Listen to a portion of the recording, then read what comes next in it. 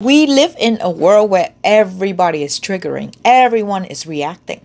The power of being mindful, being able to detach and just allow things to be, will make you the anchor in the middle of storm of your own boat. Sometimes it's not just you, of everybody else around you. Because when you are acting mature and not on your emotion, people will look at you. You're not freaking out. They would want to know, what is your secret? It will eventually get to them that they don't need to freak out. When we think about mindfulness, sometimes it gives us the wrong idea of sitting in one place and meditating and just being really mindful about everything. Yes, that is a part of it, but the definition of mindfulness is a lot beyond just that. It's a lot deeper, and today I like to dive deep into the topic of mindfulness. Why? Because everybody will need it. When you are able to reinforce mindfulness into your daily practice, it will help you slow down, which will ultimately speed you up. Because without the ability to slow down and be present, understanding your why, and just continue going aimlessly, not knowing where you are headed, you will make dumb decisions that you will regret. Speaking from experience. Mindfulness allows you to tap into clarity, courage, confidence. It's not just about mental health, but it's involved decision making, how to manage stress. It helps you navigate your life. Build a life that you will not give a crap about what anybody thinks. When you make decisions based on mindfulness, your decision will be very steady. You will know when to weigh it with the pro and con. It will line up with your value instead of making impulsive decisions or end up feeling insecure about your decision. Before, I used to think I'll take every chance that come into my life. Now I think twice. I weigh them and see if it's really something that I should consider.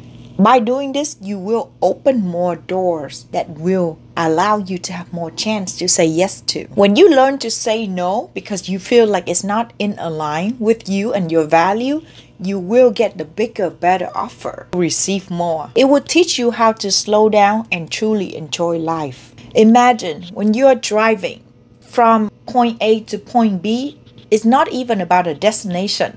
But if you're not being mindful, you're on your phone the whole time, or you're just daydreaming or thinking about somewhere else, you're not just missing the process of driving, but you're missing the beauty, the sightseeing of the whole road. When you get to the destination, it's just, oh, okay, you're here. If you are like me and always on the go, you always feel like you need to do more and always have to move, you feel anxious because you are a go-getter. Mindfulness is going to test your patience. And believe me, I have plenty of patience tests in my life. And I want to remind you that mindfulness is a skill, just like being confident. It's not something that you can just be born with. It's really rare that somebody can just born mindfulness. We have to train ourselves to be in the present moment, to pay attention on purpose, accepting what is happening without judgment. Now, this is very interesting. When you learn that, then you will pay attention to the direction that you are heading is more important than the speed. The practice of mindfulness will teach you when to slow down, and when you have things rise up, million things that you're worrying about, you're thinking about, you're debating about, you will not try to grip onto it, try to change it. Instead, you will learn to be bigger, better than it, more powerful than your own emotion and thoughts. And let's talk about why does this matter. It will reduce stress and increase happiness. It will boost your attention, memories, and focus.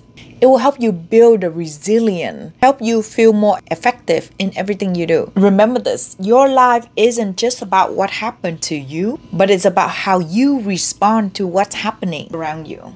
The point is, practice to have time for each day to pull back from the intense feeling of life and ground yourself into the present moment. Let stuff comes up, okay? This is very important. Don't try to forget about it. Don't try to suppress your feeling. Allow it to finally come up. This way you create space for it. Don't ignore it. Just allow it to be don't judge it either. A lot of time we tend to label our emotion, our brain just naturally label it.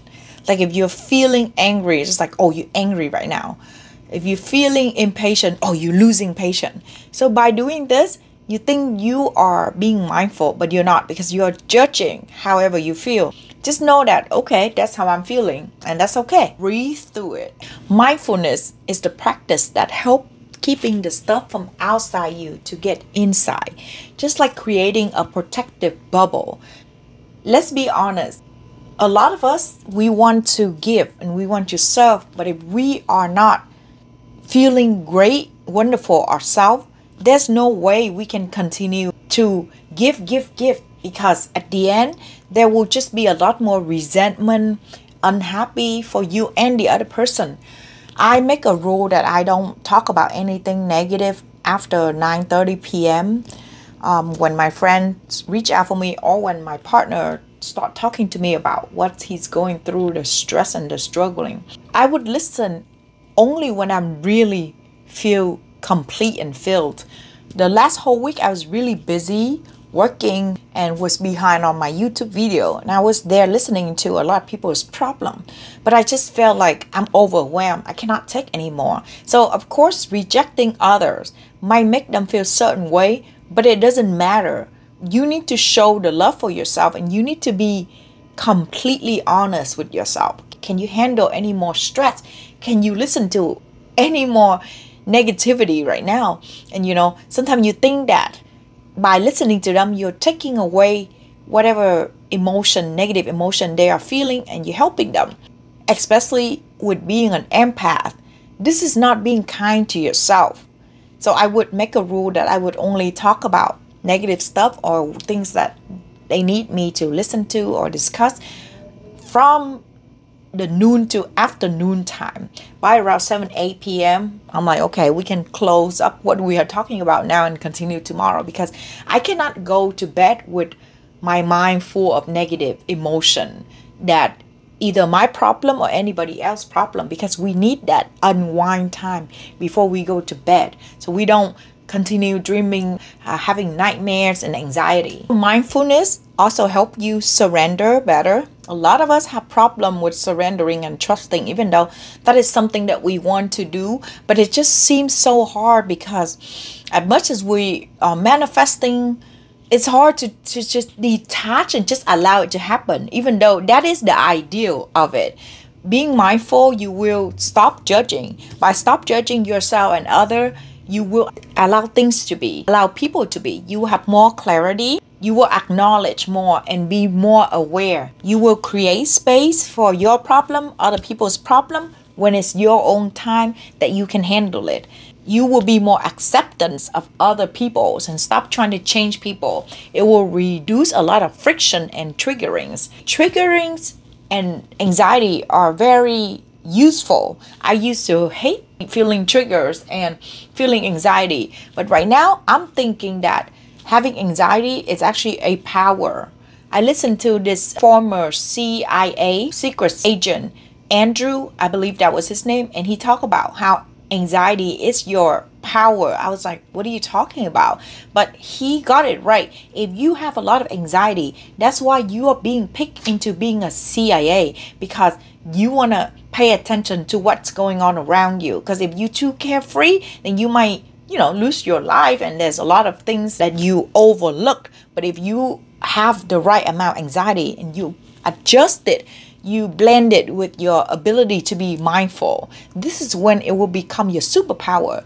Just like trigger, instead of getting so angry and upset, you would take a step back, breathe, and ask yourself, why are you feeling triggers? Triggers are the key to level up. If you are feeling triggered, there is a part of you that needs to heal. It's not even about the other person.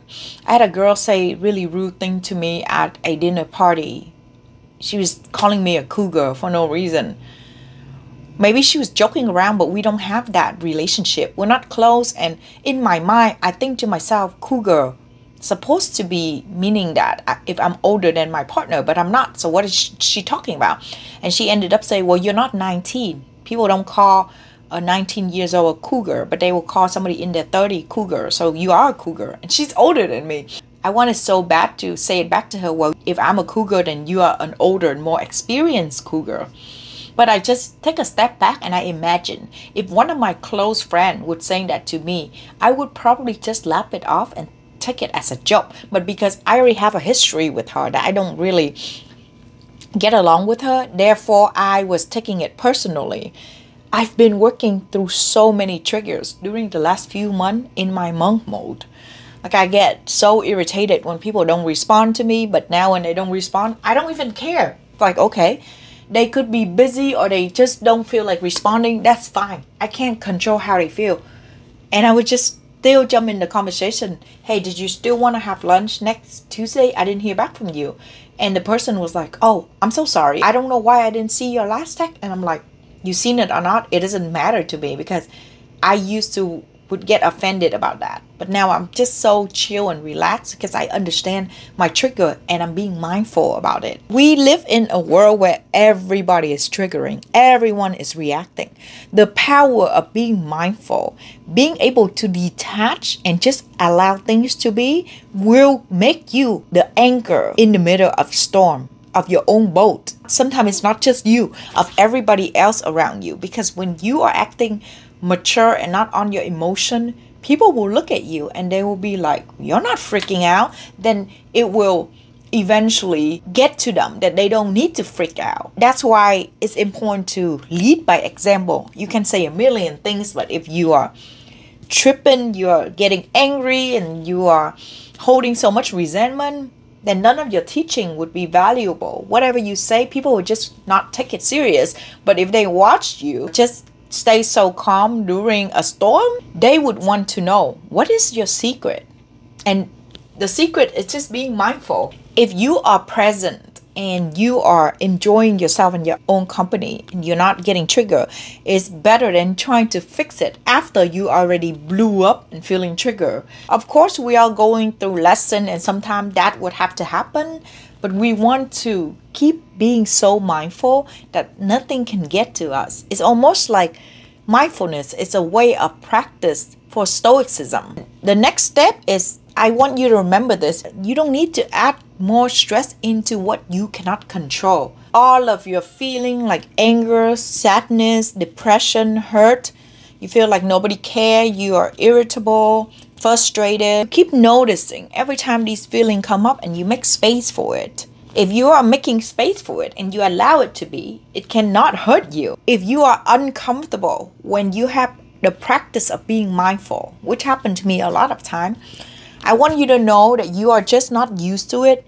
It's either how you grew up, what you've been programmed to. If you grew up in a household that your parents always have anxiety and they're always yelling, abandon you, neglect you, and you feel alone, a lot of time being mindful, you think that it won't work for you because it's just too calm. You're used to the chaos. Just like how when you are in a healthy relationship, after you got out from many toxic relationships and you haven't really healed that part of you, you start feeling bored. You don't want to be with the person.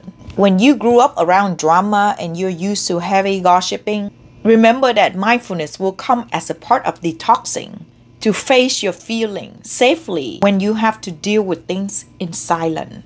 When you are judging and thinking negative about whatever coming up from you, that means you still care about those emotions. You can't control how other people perceive you or their thoughts in their mind. Even in our own mind, right? We can't trust every thought that's coming through. Imagine if we act on every thought, every impulsive thought, this world would be a crazy place. People will always have their own opinion no matter what. It's not your place to always trying to call it out unless you are really close to them and you want to make your point of view, but you can't force people to accept and agree with you 100%. You can only express yourself and allow them to choose the answer, choose the way that they will continue thinking. It's not your problem to try to save everybody. Give people the freedom to think what they think and do what they want. Live your life in the way that would make you proud, not everybody else. with all of that, so let's talk about how to truly be mindful. Of course, meditation is important, deep breathing, doing yoga, staying away from eating too much food that contain processed food or hormonal.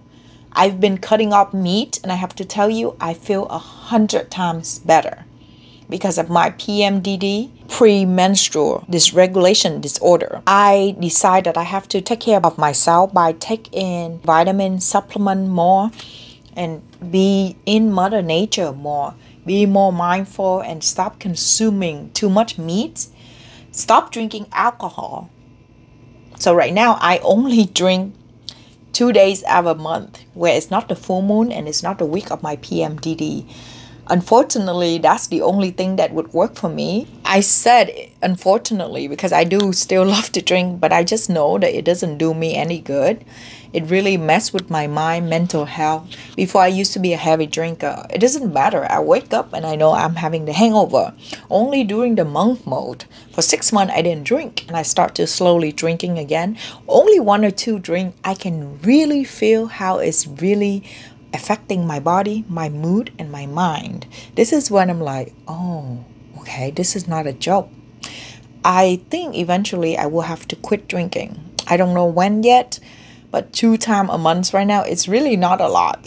So we'll see. I don't want to be like, I'm never going to touch a drink again and then go against my word, because maybe I'll change my mind. But for now, that's what helped keeping me being so mindful.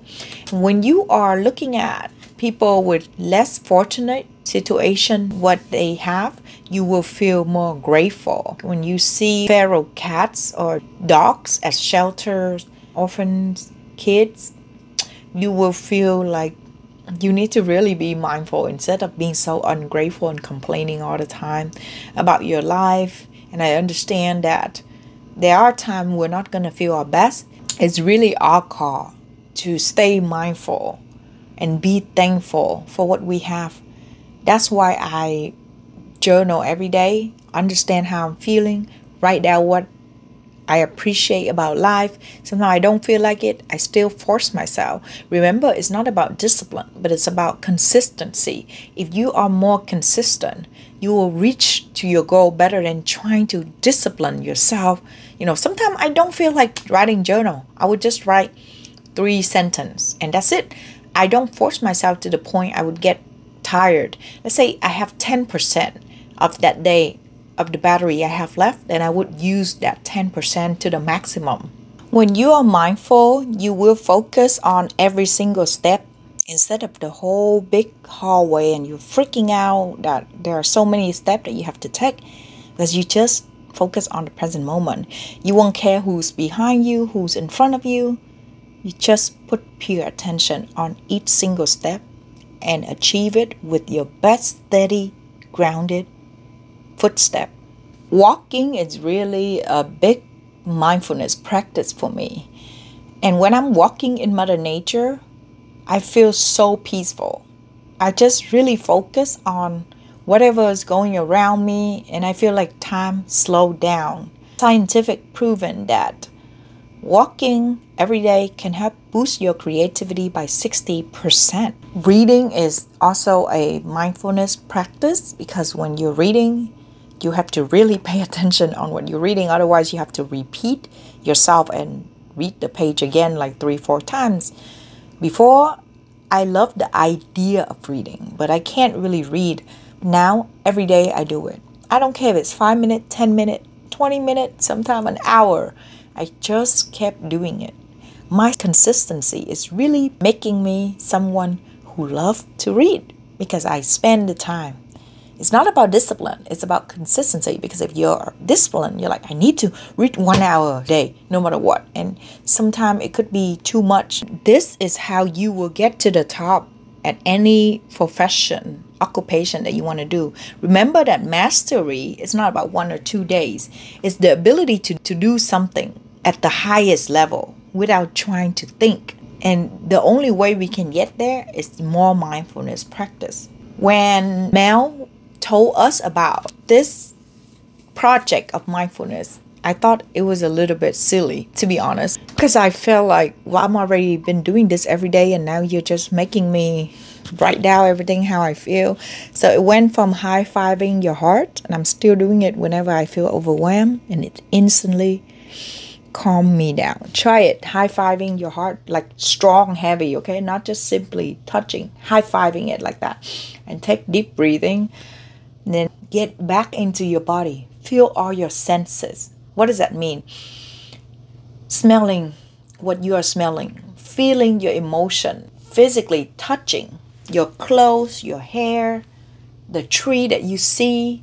You know, it's going to look a little bit crazy when you're walking on the street and you start doing all of that. But this is how you get yourself back into your body instead of flowing everywhere, traveling to everyone's minds and thoughts and just stuff that is really outside of what you really need to focus on. Next sense is something you taste. Well, enjoy your food very slowly. Even when you drink water, feel the water's feeling coming through your throat and giving you the benefit of it. And then smell the flower, smell the dirt, smell the perfume. So when you do all of that at once, you have no choice but to drop back into your body. So those are the mindfulness practice that I've learned. I'm going to repeat it again. Walking in Mother Nature, drop into your body with 5 senses, high-fiving your heart, and last but not least, meditation. So for me, meditate is not just sitting in one place anymore. Whenever I can, I would drop myself into that meditation stage. Doesn't matter what I'm doing, just purely focus. Reading, journaling, talking to a friend, paying full attention to whatever it is in front of you without having your mind ADHD flying everywhere. And it's hard for me. So there is this supplement that I take and it really calmed me down. I believe it's called Gaba, and it made with Magnesium and Gaba. So I would show you. And they didn't sponsor me. I just tried it and I love it. Cut down on your unhealthy coping mechanism. And I'm trying to probably have to cut down coffee, but right now I still find that it helped me focus sometimes. So, but I know it's not the best for our health. Green tea, matcha, probably better. But I'll probably have to figure out myself before I make a video about that. Because everything I make on my channel is my own experience of what I go through. I don't just watch other people's channel and basically select out the best and then make it to advice for you. All those I do know what they're talking about so that I can feel if it's related to me. I hope you enjoyed this video. This one was definitely a free land for me, and I'm just trying to stay super mindful in the present moment and giving you the message that I need to give you.